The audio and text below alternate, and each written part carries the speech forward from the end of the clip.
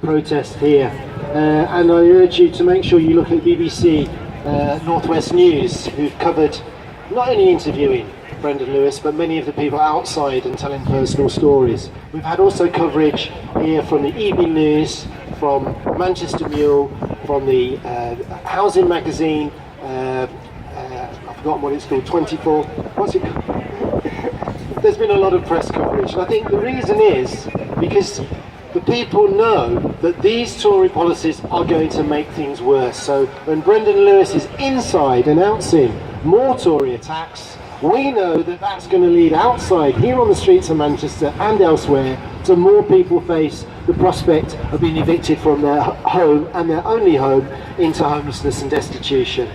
This is something that we are absolutely committed to reverse. The bedroom tax campaigners under the coalition government in the last 5 years, we were often more or less the only people campaigning against austerity on the streets and through lobbies. Now we're just one of a number of many groups, and we're very pleased to be part of a much wider movement.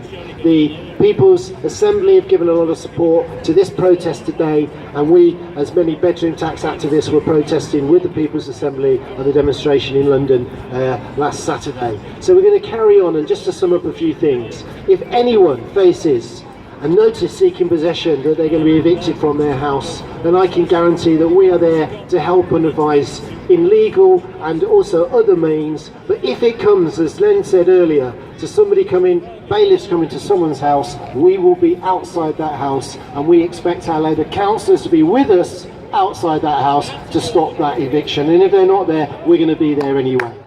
We're also going to continue to pressure politically on the MPs, on the councillors, and there are a Labour councillor on almost every single housing board across the whole of Greater Manchester. They should be speaking out, but we're now also politically pressurising the new unelected but appointed Greater Manchester Mayor Tony Lloyd. And we have run out of petitions because so many delegates to the conference have signed saying we expect the Mayor to act on housing, to bring in rent controls, to stop the evictions for whatever reason, to oppose the sell-off of social housing, and also, I think importantly, to work out how to free up the money in the accounts of the councils, money that's been accrued through the selling of council houses, money that should rightly be used once again to rebuild council houses. All this in the run-up to the massive protest we're expecting, the siege here in Manchester in October of the Tory Party conference.